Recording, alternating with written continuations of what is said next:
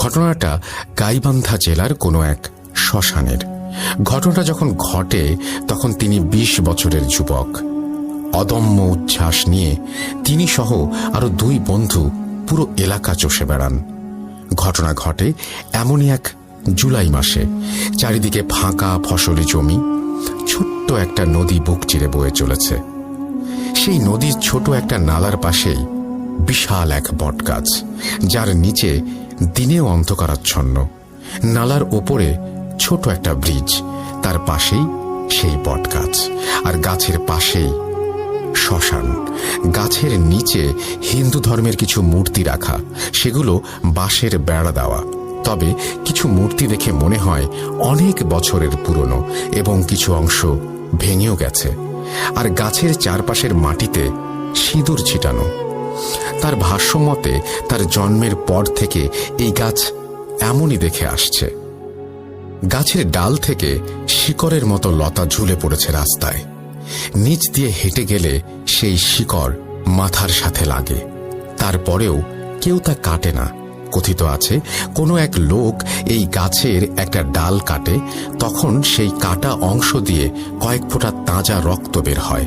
এরপরে সেই লোক নাক মুখ দিয়ে রক্ত বের হয়ে মারা যান। তখন থেকে এই গাছের ডাল ভেঙে পড়ে থাকলেও কেউ নিয়ে যায় না, ওখানেই পচে মাটিতে মিশে যায়। আশেপাশের ১ কিলোমিটারের মাঝে কোনো বাড়ি নেই। সারাদিন বয়ে চলা বাতাসের শব্দ, আর এছাড়া নীরবতা ভাঙার কোনো উপকরণ নেই আশেপাশে। এক বিকেলে তিনি হাঁটতে হাঁটতে সেই ব্রিজের উপরে এসে দাঁড়ান। নদীতে তখনও বন্যার পানি আসেনি, কিন্তু টানা কদিনের বৃষ্টির পানিতে নদীর অর্ধেক ভরে গেছে, আর নালায় তখন কোমর সমান পানি। তিনি ব্রিজের উপরে দাঁড়িয়ে এক দৃষ্টিতে তাকিয়ে আছেন জ্বলতে থাকা একটা চিতার দিকে। একটু দূরেই একটা লাশ পোড়ানো হচ্ছে। একজন একটা বাঁশ দিয়ে চিতাটা খুঁচিয়ে খুঁচিয়ে ঠিক করে দিচ্ছে, যেন ভালো করে পুড়ে যায় সব।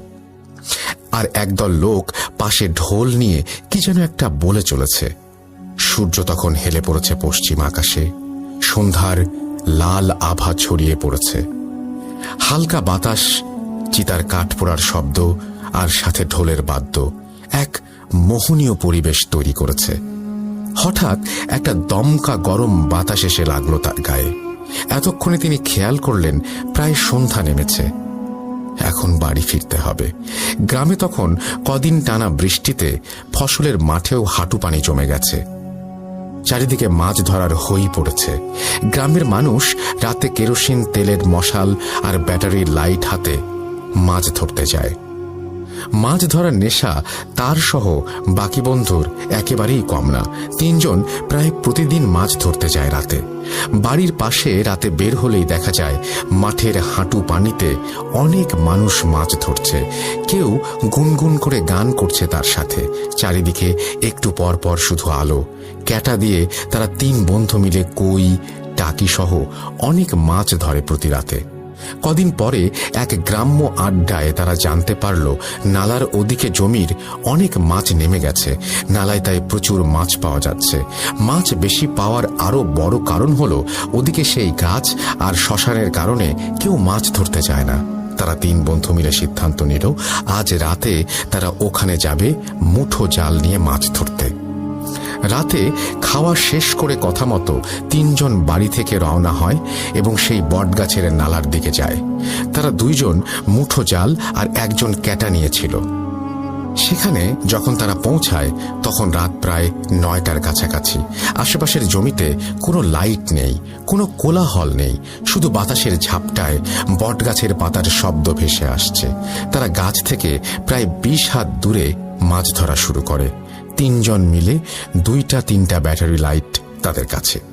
কথা মতো মাছ পাচ্ছেও তারা অনেক। 3 জনেই খুব খুশি। মানুষ ভয়ে এদিকে আসে না, তাই সব মাছ এদিকে জমে আছে। প্রতিবার জালে প্রায় অনেক পরিমাণ মাছ ধরা পড়ছে। তারা নিজেদের মাঝে বলাবলি করছে এখন থেকে প্রতিদিন এখানে আসতে হবে মাছ ধরতে। তারা মাছ ধরছে আর বটগাছের দিকে এগিয়ে আসছে। মনে হচ্ছে ওদিকে আরো বেশি মাছ উঠছে জালে। তারা ব্রিজটা তখন পার করেছে। সামনে লাইট ধরতেই দেখলো একটা বাঁশ পুঁতে রাখা হাঁটু পানিতে তার মাথায় ছোট একটা লাল কাপড় টুকরো করে বাঁধা, সেটা বাতাসে উড়ছে। তার পাশে নালার মাটিতে অনেকগুলো পোড়া কয়লা পড়ে আছে। মমিন চাচার মনে পড়ল কদিন আগে ঠিক এখানেই সন্ধ্যায় একটা লাশ পোড়াতে দেখেছেন তিনি। শ্মশানে লাশ পোড়ানোর সময় যে বাঁশটা দিয়ে চিতা খোঁচাতে দেখেছেন, সেই বাঁশটাই ওখানে রাখা। শ্মশানের লাশ পোড়ানোর পরে অনেকেই এমন লাল কাপড় বাঁশের মাথায় বেঁধে রেখে সেটা মাটিতে পতাকার মতো করে রেখে চলে যায়। তার ব্যাপারটা স্বাভাবিকই লাগলো এবং স্বাভাবিকভাবেই ওই জায়গাটা পার হয়ে যেয়ে আবার মাছ ধরতে শুরু করলেন তিনি। তারা হাঁটু পানিতে নেমে মাছ ধরছে। হঠাৎ একটা চাপা গর্জন শুনে পেছনে তাকায় মমিন চাচা। দেখেন একটা বিশাল দেহী শেয়াল দৌড়ে আসছে তাদের দিকে। পাশে থাকা তার এক বন্ধু শ্মশানের সেই বিশাল বাঁশ তুলে জোরে একটা কোপ দেয় শেয়ালটাকে। সাথে সাথেই যেন সেটা বাতাসে মিলিয়ে গেল। চোখের সামনে এমন জায়গায় এমন একটা দৃশ্য দেখে তিনজন প্রচন্ড ভয় পেয়ে যান। তারা খেয়াল করে সেই গাছের নিচে আর পাশের ঝোপঝাড়ে অনেকগুলো রক্তবর্ণ চোখ ভেসে আছে। মনে হচ্ছে চোখগুলো আগুনের তৈরি, কোনো মনি নেই সেই চোখে। সব যেন রাগে আগুনের মতো জ্বলছে তখন।